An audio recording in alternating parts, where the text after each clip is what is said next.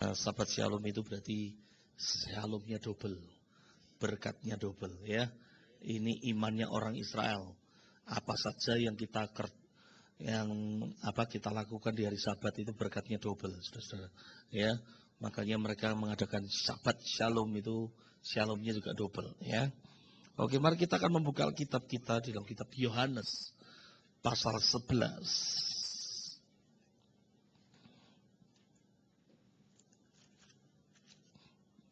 Yohanes pasal 11 ayat 1 sampai ayat yang ke-6.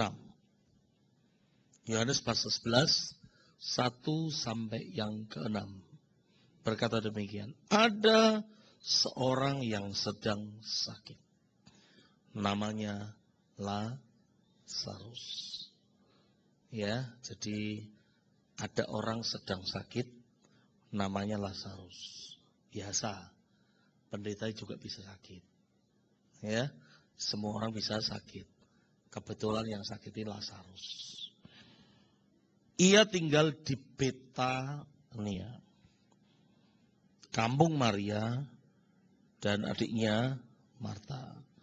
Maria ialah perempuan yang pernah meminyaki kaki Tuhan dengan minyak mur dan menyekalnya dengan rambutnya. Dan Lazarus yang sakit itu adalah saudaranya. Pada perempuan itu mengirim kabar kepada Yesus. Ya dulu nggak pakai SMS. Belum ada SMS dulu. Ngutus orang cari Yesus. Dan karena Yesus juga tidak bawa handphone. Nggak gampang cari Yesus di mana. Ya. Sekarang kalau kita nggak lupa handphone saja, kita seperti tinggal di hutan. Betul? Nggak ngerti kemana-mana, nggak ngerti apa-apa, nggak ngerti berita apa-apa. Ya, terus dikatakan, ya, mengirim kabar, Tuhan, dia yang engkau kasih sakit. Ketika Yesus mendengar kabar itu, ia berkata, penyakit itu tidak akan membawa kematian, tetapi akan menyatakan kemuliaan Allah. Sebab oleh penyakit itu anak Allah akan dimuliakan.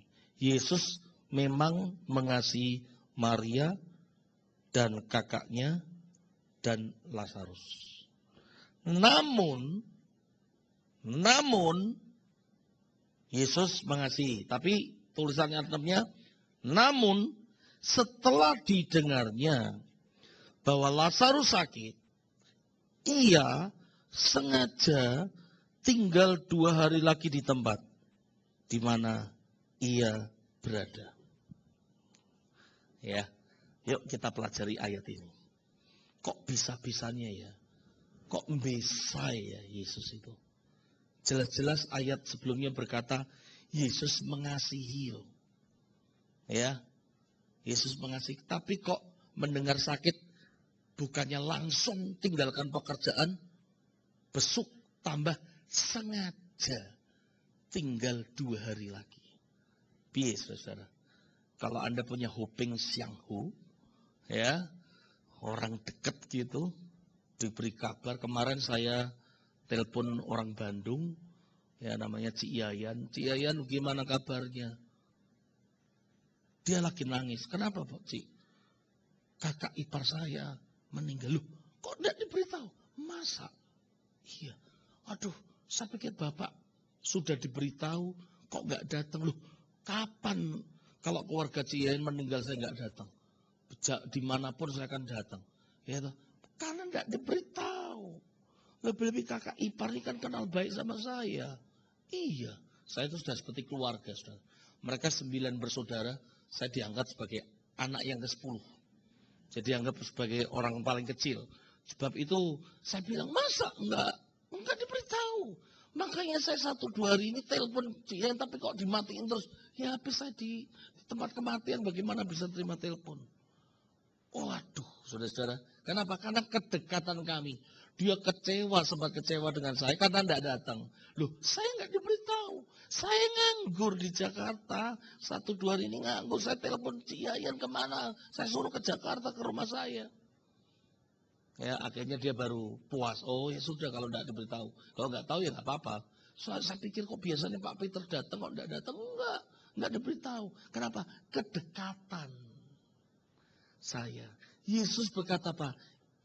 Yesus dia yang engkau kasih. Jadi antara Yesus dan Lazarus itu bukan sekedar Lazarus mengasihi Yesus, tapi Yesus juga mengasihi. Kata mengasihi ini dekat sekali. Hubungan intim dekat sekali. Yesus juga mengasihi. Laporannya dia yang engkau kasih. Coba bayangkan ya Pak Gembala di sini. Pak, ada jemaat yang nyumbang 5 miliar sedang sakitkan lain. Yang lain dah ya. Pak, jemaat itu loh yang perpulauannya paling banyak itu sakit. Itu kan enggak usah ngutus pengerja, langsung gembalanya dong. Begitu? Kenapa? Yang nyumbang 5 miliar kok. Ya. Kalau Pak, ada ibu-ibu sakit, ya jadi besok dong. Bagian diakonia siapa? Bagian pasukan siapa? Gitu. Gitu. Tapi kalau itu loh, si bos yang mobilnya parkirnya ada jelas gitu loh. Gitu. Yang kemarin nyumbang gereja tuh loh 5 miliar. Oh, sibuk apapun dia. Kenapa? Ya, ini jelas. Tetapi mari kita lihat, mengapa kadang-kadang kita mikir kok Tuhan kadang-kadang kok bersifat seperti itu, sikap seperti itu. Pernah enggak Anda merasa Tuhan kok enggak dengar doa saya ya? Hah? Pernah enggak? Dan Anda apa pikirannya? Besai loh. Kurang apa tuh saya ini? Persembahan taat, perpuluhan taat, mulai pamer. Doa dari menara doa sampai menara kaki doa, semua udah. Doa pagi sampai doa malam, saya ikut. Memang orang tidak bisa tidur. Kerjanya doa-doa aja. Sebab kalau doa tidur.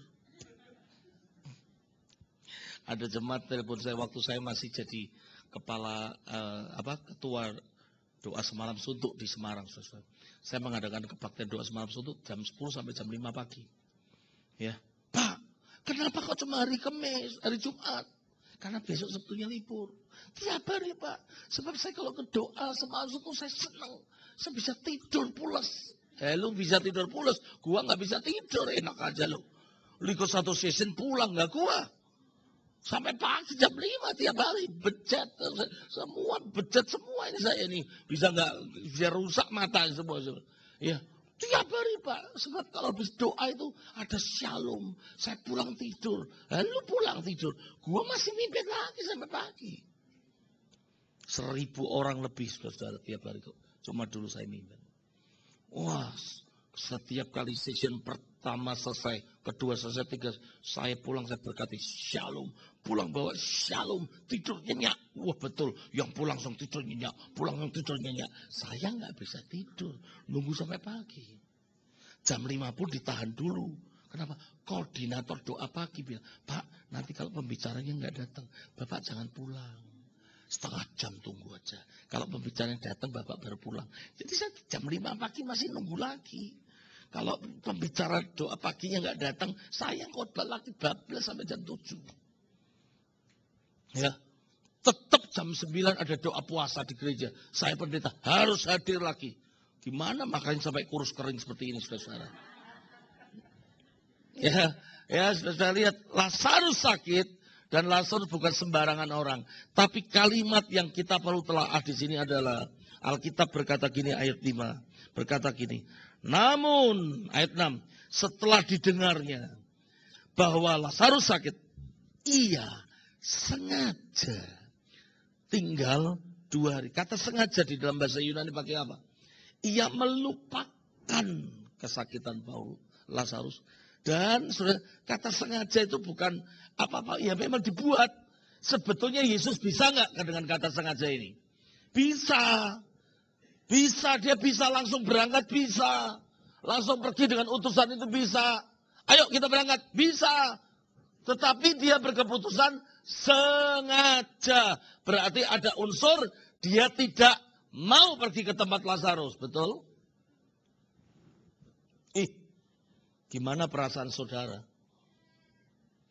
Kalau saudara begitu aktif di gereja, ternyata nggak ada satupun yang mendatangi Anda ketika Anda menghadapi persoalan. Wah, sudah bilang, nggak usah gereja-gereja dan mulai sekarang. Besai semua, buceng li semua. Orang-orang kukwai itu. Wah, itu keluar semua makian-makian ala kungfu saudara ya. Ya, wah, udahlah, ngapain ke gereja? Munafik semua. Ya, betul. Saudara, di Surabaya itu ada, saudara. Orang panggil Pak Alex Abraham suruh meresmikan rumah ucapan syukur, nggak datang. Yang datang sekretaris umumnya waktu itu Sudi Dharma. Diusir Pak Sudi Dharma. Kenapa? Saya tidak panggil kamu, saya panggil Pak Alex. Pak Alex ada keperluan mendadak dipanggil menteri. Enggak, kalau nggak ada, sudah nggak usah, pulang aja kamu. Sejak saat itu dia tidak ke gereja sampai detik hari ini. Waduh. Saudara-saudara, kalau sudah ketemu saya, paling enak. Kenapa? Saya ini pendeta paling baik bagi dia. Orang yang paling dia rekomendasi pendeta itu cuma saya. Kenapa? Saya selalu kalau dimaki-maki dia cuma denger. Wah, pendeta sekarang itu Peter yang ini. Ya mesti gitu aja percuma tuh. Saya membela diri juga percuma, dia sudah tidak suka. Tak diem no ya. Gitu ya Om ya. Ya, semua sama ya Om ya. Jadi semua sama orang tuh kalau dilihat jeleknya, semua jelek. Udah ya Om. Saya menurut Om ada pendeta yang baik. Enggak ada semua. Semua pendeta jelek. Oh ya. Berarti paling bagus Om loh. Betul loh paling bagus. Makanya saya paling senang sama Om. Saya kalau ke Surabaya selalu tak telepon Om. Ayo Om makan. Kenapa dia paling sering neraktir makan saya. Dan paling senang neraktir. Kenapa? Kalau dia ngomel saya cuma dengar. Nggak pernah komplain, nggak pernah apa. Jadi suatu saat dia bilang, saya kok kepengen sekali-sekali dengar kamu. Iya khotbah itu di mana sih? Tak dengerin. Saya bilang. Begitu saya khotbah, pulang dia makan ya. Makan ya. Panitia ngajak makan saya batalkan demi Om yang sakit hati. Kalau aku nilai khotbah kamu tuh nilainya 75. Waduh, berarti bagus dong, lulus dong. Ya 75.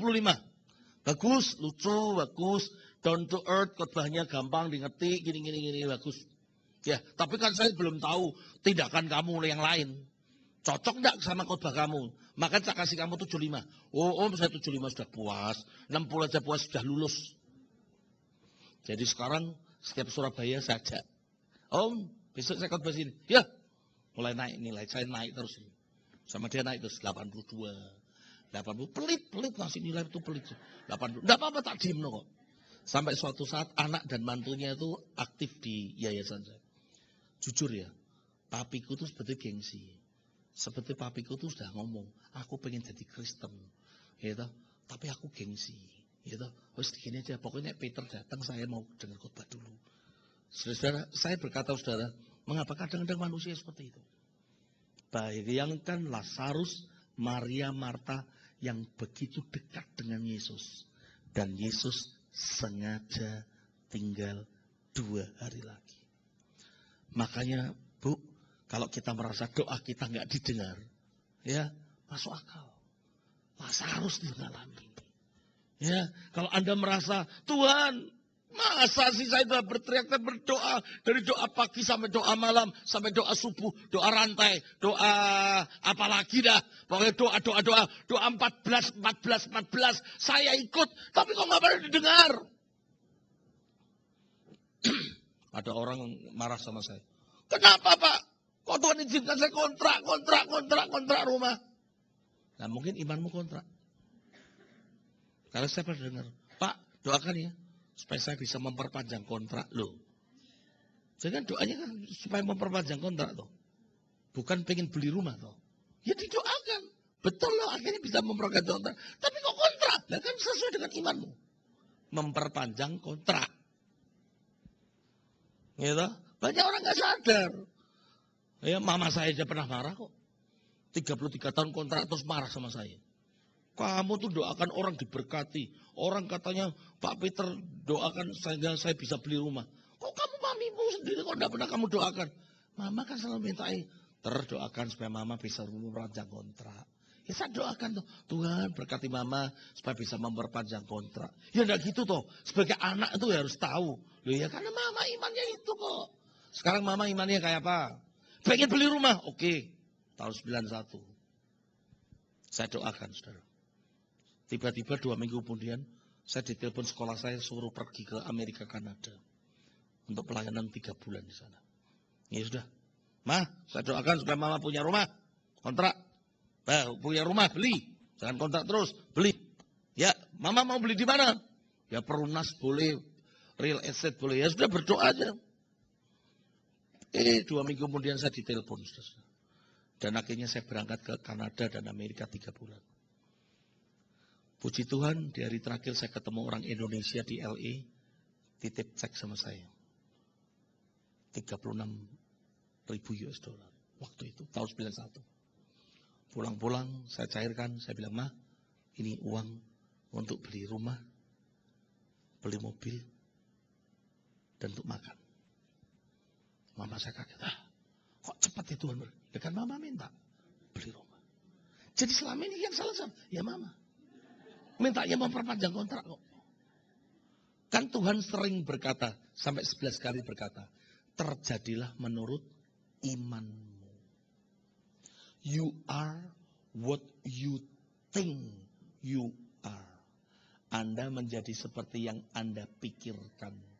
Anda seperti yang Anda inginkan. You are what you think you are. Ulangi kalimat saya. You are what you think you are. Kamu mikir apa? Kalau mikir miskin ya miskin terus. Ya terjadi sesuai dengan imanmu.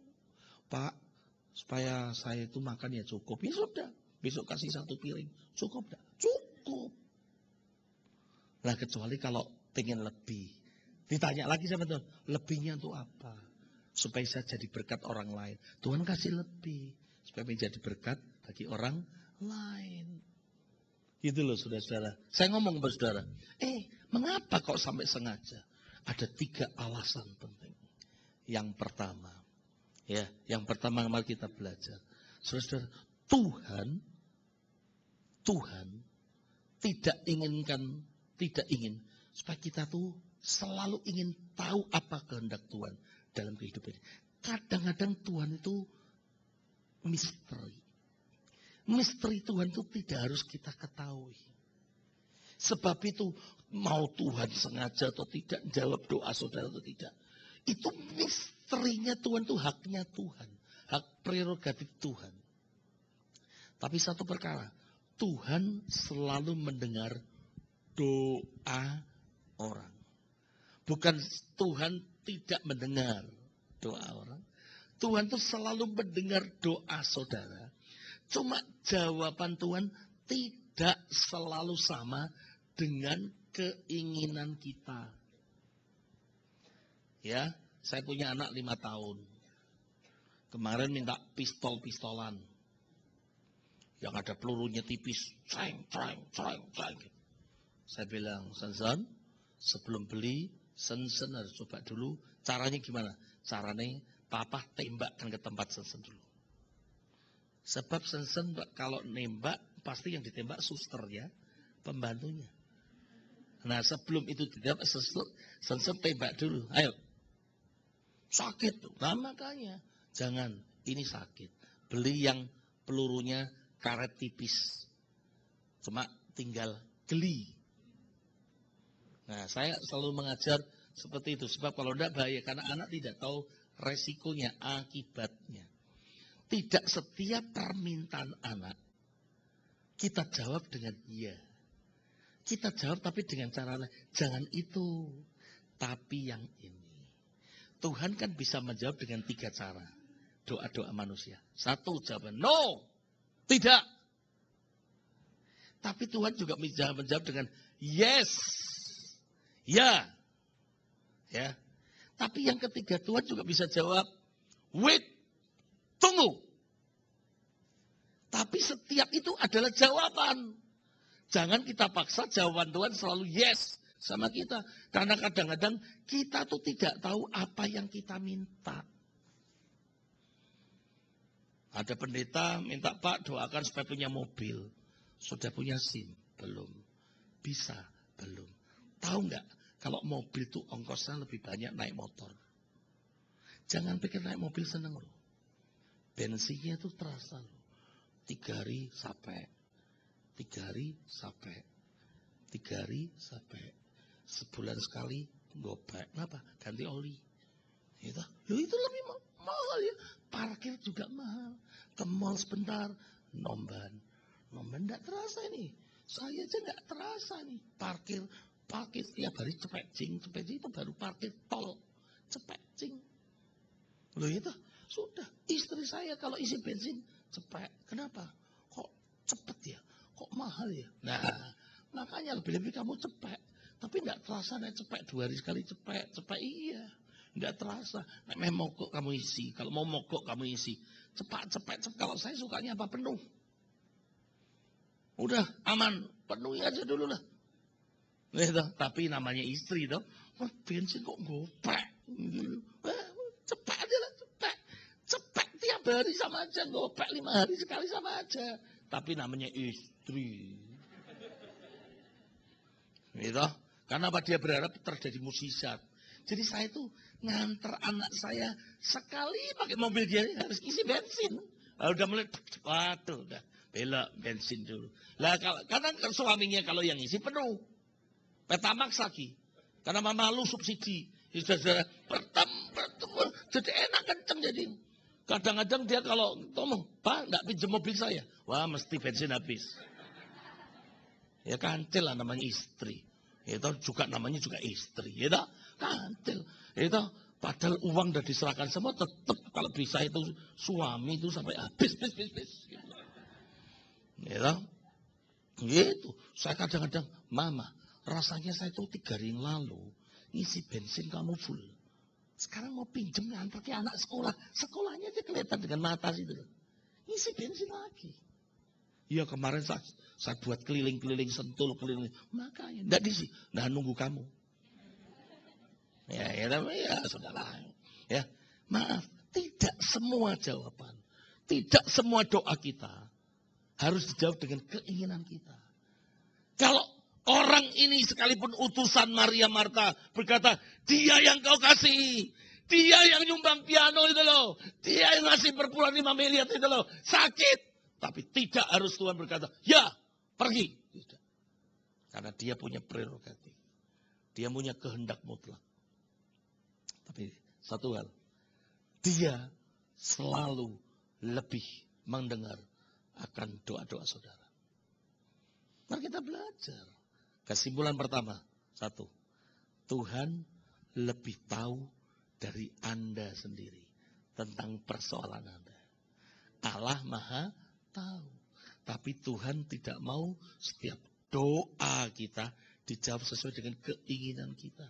Dia tahu. Yang penting adalah, mari kita belajar, kita menyadari. Dia itu sudah tahu bahwa Anda hari ini tidak punya uang, tahu. Tapi sadar enggak bahwa Ebenezer ada terus menerus. Kok ya ada? Kok ya ada? Saya ini penginjil, saudara. Saya ini pendeta penginjil. Saya enggak terima gaji. Ya, enggak terima gaji. Karena bukan pendeta gereja. Saya ini penginjil. Jadi hidup saya itu dengan iman sudah 30 tahun ini. Ya, sejak tahun 84 saya dipanggil Tuhan sampai hari ini. Tidak pernah terima gaji. Dipanggil, Peter Saudara. Gitu. Amplop buka, hitung. Ya cocok. Saya itu enggak pernah. Enggak pernah saya. 30 tahun. Tapi Tuhan cukupi. Tapi namanya penginjil kadang-kadang belum. Enggak punya duit. Saya pernah sampai menyebut Desember kelabu. Kenapa? Sudah mau pergi ke Israel batal.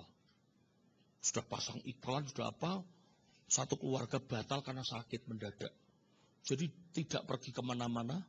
Uang sudah kadung habis. Waduh, bayangkan di Jakarta tidak punya duit. Waduh, tinggal di Kelapa Gading. Di mana semua food temptation di sana semua.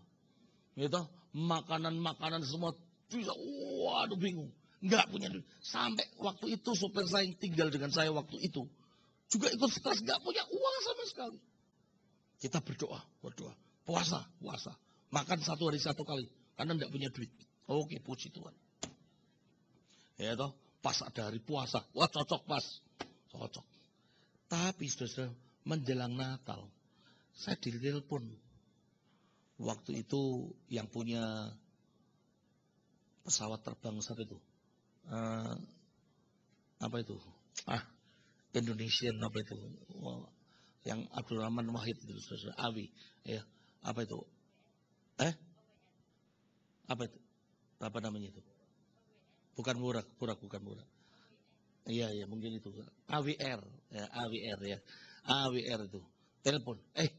Saya ini kontrak hotel Borobudur itu ada 20 kamar lebih. Nganggur 6 kamar. Ada yang unit suite room. Kamu mau pakai nggak? Waduh. Saya bilang nggak punya duit, tidur di Borobudur, saudara. Tak lakoni, saudara. Mulai tanggal 24 karena ternyata banyak pramugarinya yang pulang, ya toh. Jadi nganggur. Jadi saya sama sopir saya tidur 2 kamar. Keren. Pagi sarapan dikenyang-kenyangkan. Kenapa siang nggak punya duit?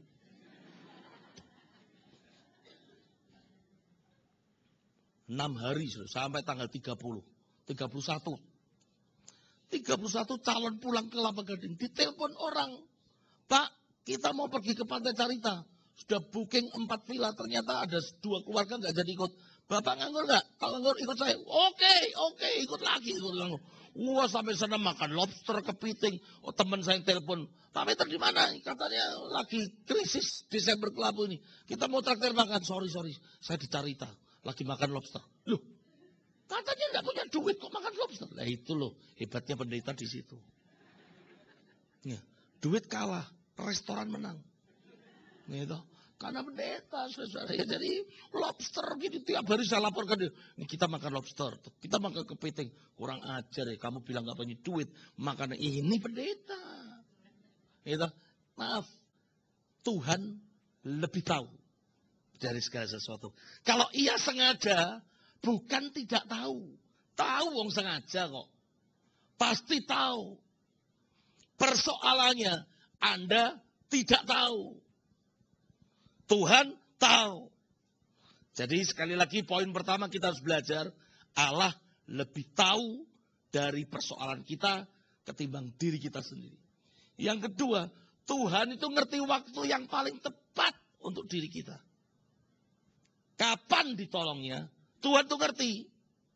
Makanya ia sengaja tinggal 2 hari. Percaya? Mari kita hitung dengan matematika. Loh, Tuhan tuh ilmiah. Mari kita hitung pakai matematika.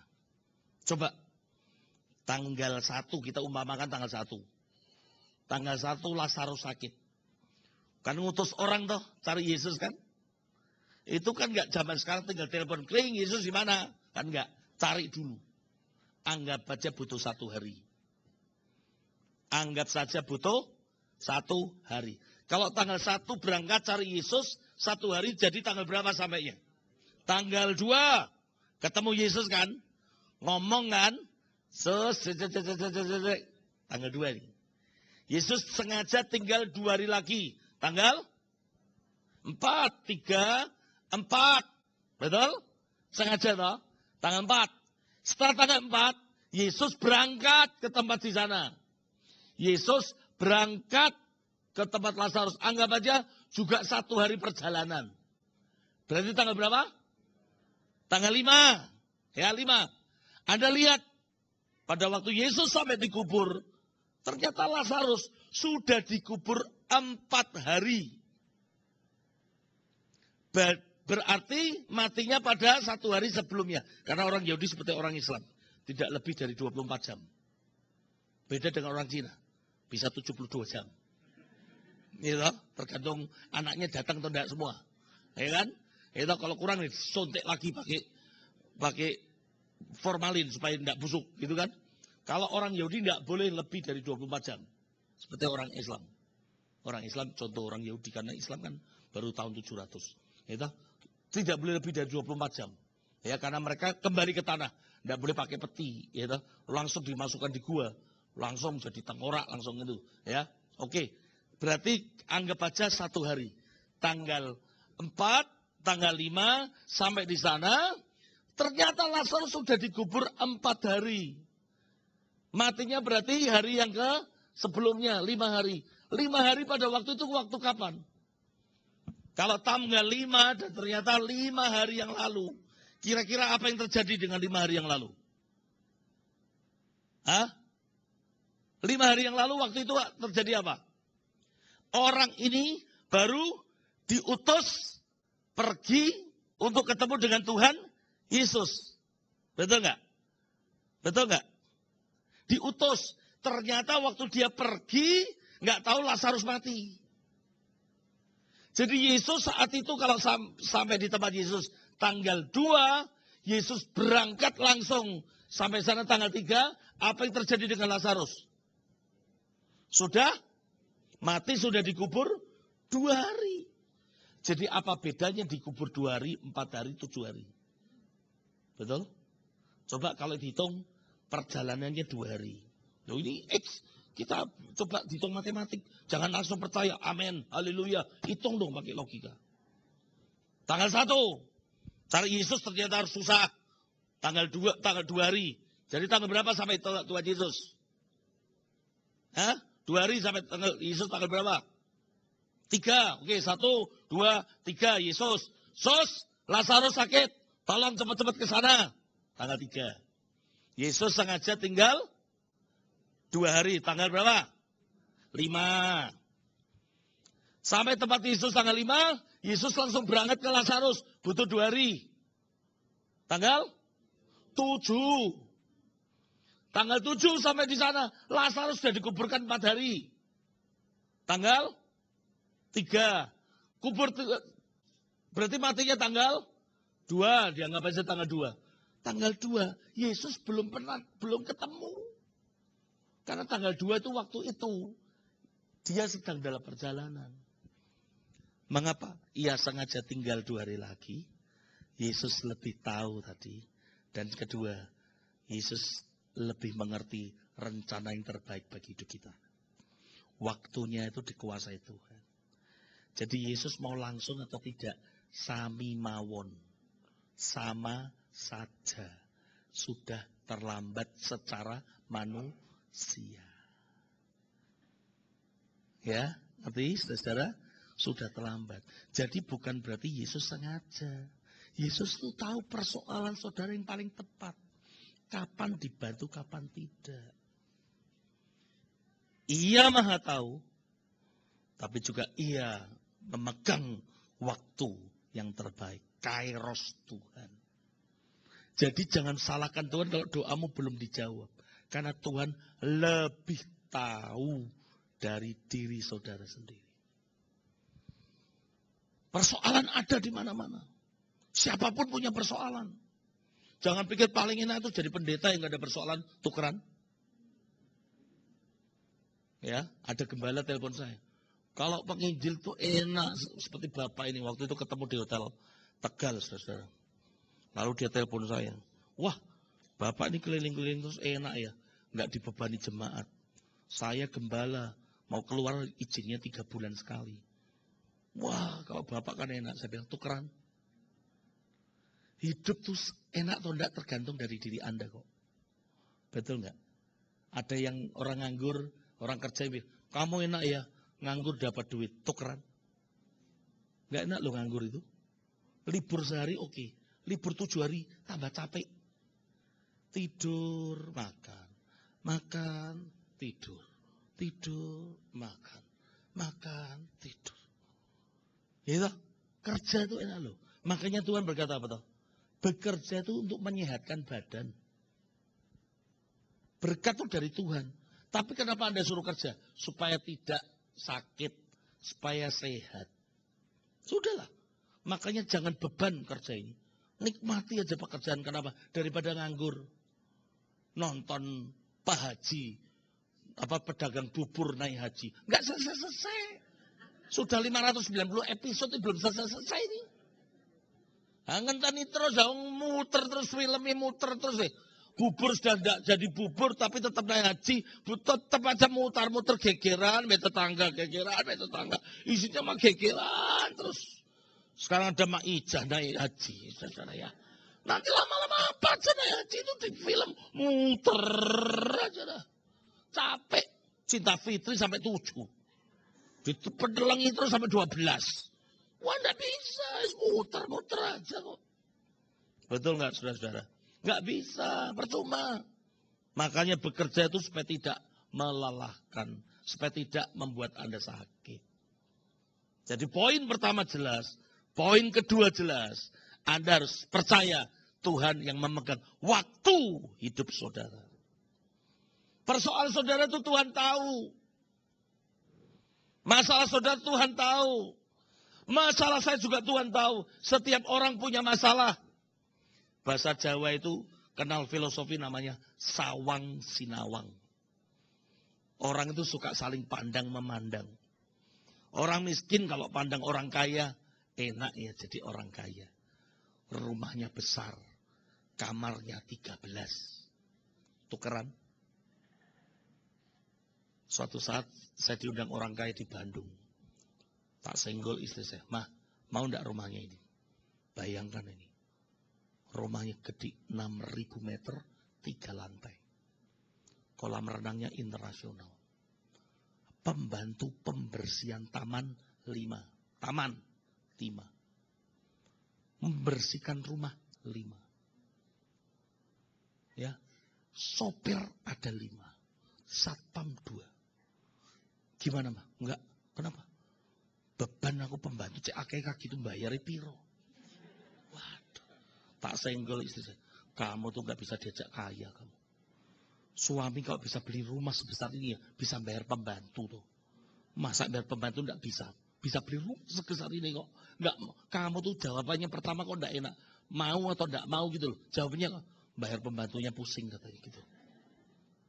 Ya nggak jadi beli saya. Jadi beli bayar pembantu 17 kali tiongpo piro. Pusing nanti istri pusing. Pokoknya istri itu jangan disuruh mengeluarkan uang. Pusing. Suruh nyimpan uang. Cepet. Oh enggak di sini enggak ada. Sana sini itu loh biasanya gitu. Di sini enggak ada, saudara ya. Nah, betul jawabannya kok enggak enak itu. Bah, rumah ini bagus loh. Mau enggak tak belikan? Enggak. Kenapa? Pembantu pusing katanya. Loh.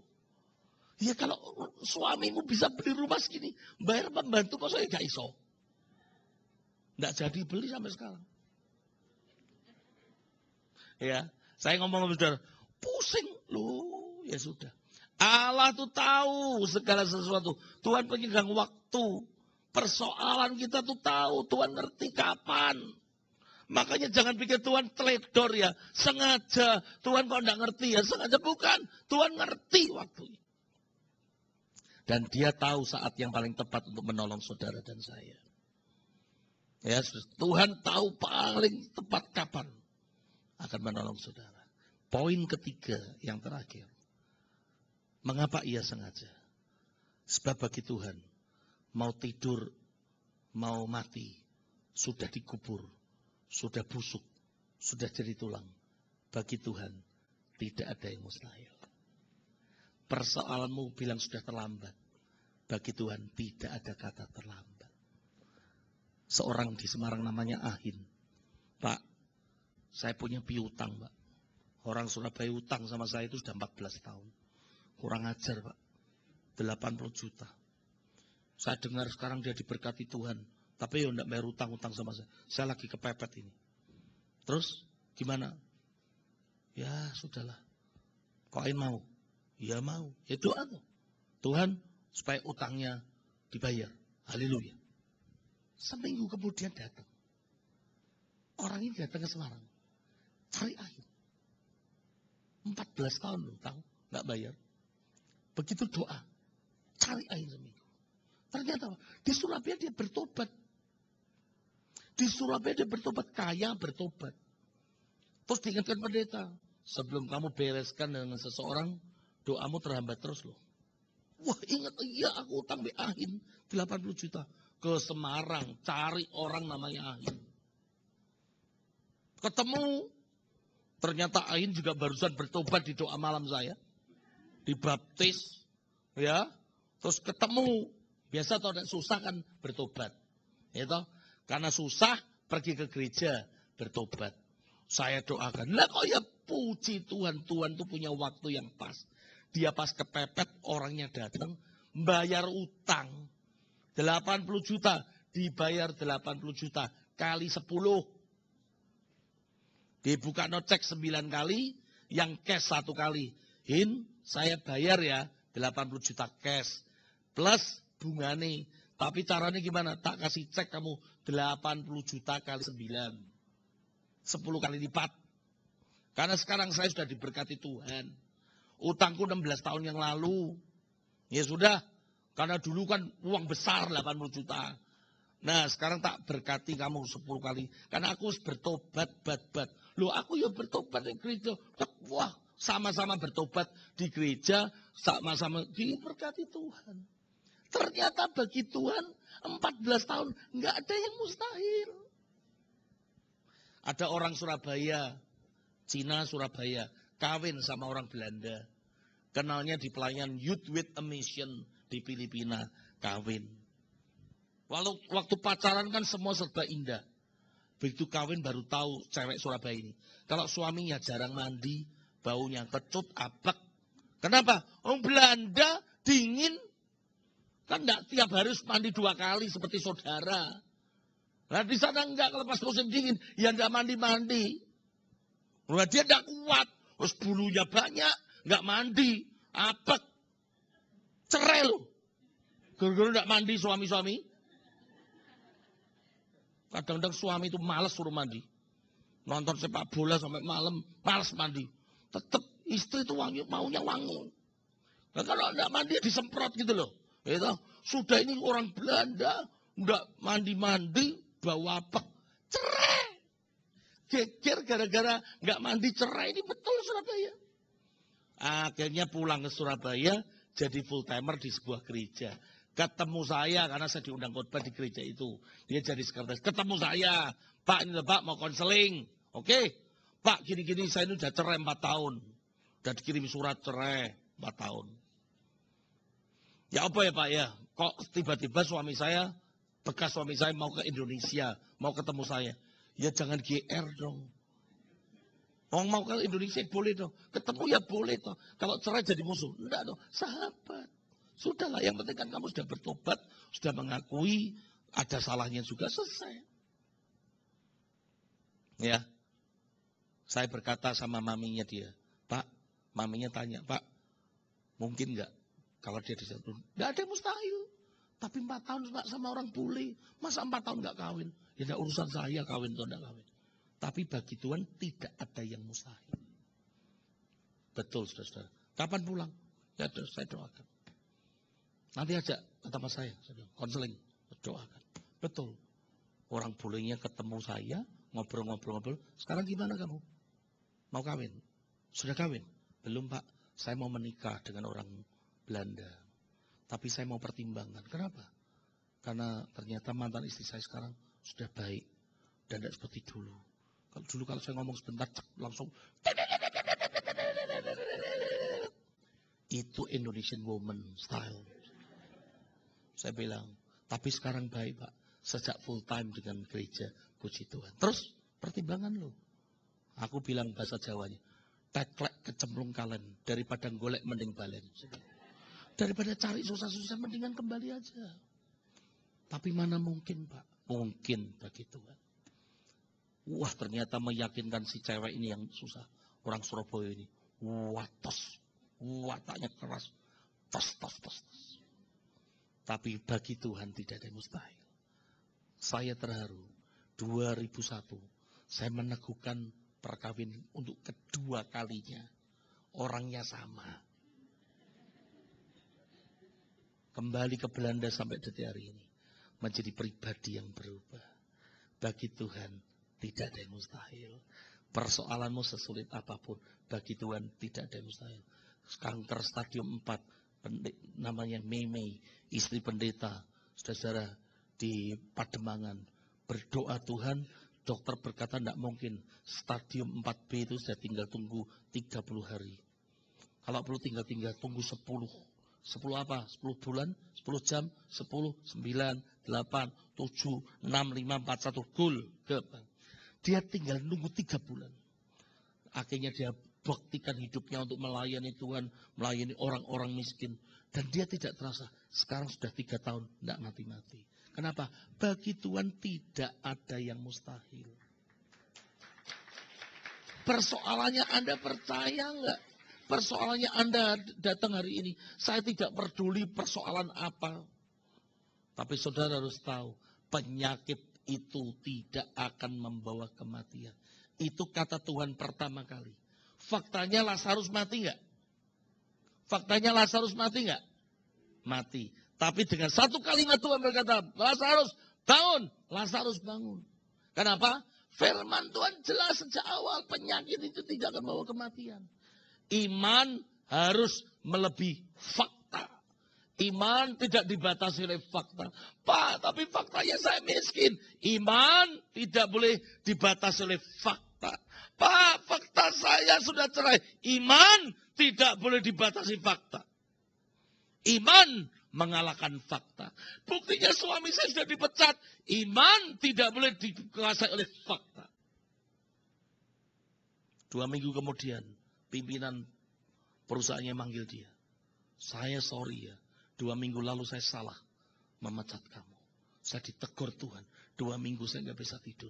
2 minggu saya tidak sejahtera. 2 minggu Tuhan bicara, kamu salah memecat orang. Orang yang baik, tulus, jujur, mengatakan apa adanya kamu salah, justru kamu pecat. Dan Tuhan menegur dia berkata, kembalikan. Perusahaanmu akan diberkati Tuhan, kembalikan.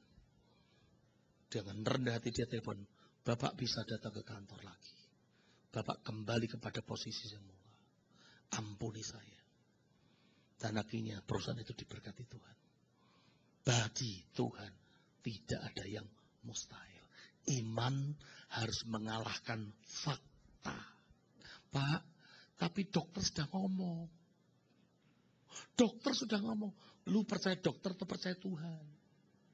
Fakta, Pak, ini fakta. Sudah tidak bisa.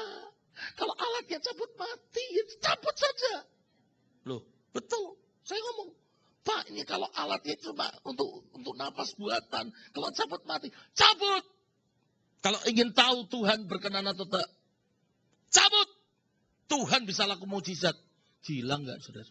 Dokter berkata tidak lebih 3 jam mati. 3 jam kemudian nafasnya justru bagus. 3 jam kemudian detak jantungnya lebih bagus. 3 jam kemudian dokternya sama melihat tiap 3 jam. Lihat, luar biasa. Luar biasa, kenapa? Karena Roh Kudus bisa menyembuhkan. Dan 2 hari kemudian keluar dari ICU. Masuk di ruang biasa. Sembuh total. Mengapa, saudara-saudara? Iman tidak terus harus melihat fakta. Rumah saya buktinya disita, Pak. Iman tidak boleh lebih. Dan iman tidak boleh kalah dengan fakta. Orang di Rawamangun, rumahnya disita masuk di TV. Bapak percaya rumah itu milik Bapak? Iya. Sudah diimani aja. Nah, dibongkar, faktanya sudah dibongkar. Dosanya bongkar. Bapak mau nempati rumah itu? Enggak. Kalau Bapak nanti rumah itu milik Bapak, Bapak mau apa? Mau bongkar. Mau saya bongkar lagi. Dan sudah dibongkar kan, Pak? Kan harus diterima kasih dong. Bapak enggak perlu bongkar lagi. Enggak perlu bayar bongkar. Sudah dibongkarkan. Oh gitu ya? Iya. Bapak percaya? Percaya. Bentar lagi dia akan kembali memiliki tanah itu di Rawamangun. Kenapa? Iman tidak boleh kalah dengan fakta. Iman adalah iman. Percaya Tuhan. Kenapa? Bagi Tuhan tidak ada yang mustahil. Makanya Tuhan sengaja tinggal 2 hari lagi. Kalau Anda membaca ayat 15, jelas sekali. Tuhan izinkan supaya apa? Murid-muridnya belajar untuk percaya. Jelas kok Alkitab. Jelas. Lalu sudah dikatakan di dalam ayat yang ke-13 atau 14. Supaya belajar percaya. Ya, coba kita baca ayat 14. Karena itu Yesus berkata kepada dengan terus terang, Lazarus sudah mati. Tetapi syukurlah aku tidak hadir pada waktu itu. Sebab demikian lebih baik bagimu supaya kamu dapat belajar. Percaya. Lihat faktanya mati. Tapi firmanku berkata tidak mati. Belajar percaya. Dengan satu kalimat, Lazarus bangkit. Mari kita melihat persoalan kita. Bukan pada titik persoalan. Lihat persoalan kita pada titik Tuhan yang tidak ada mustahilnya. Amin. Tante Erna, orang Semarang, punya suami nyeleweng 16 kali. Penyakit itu.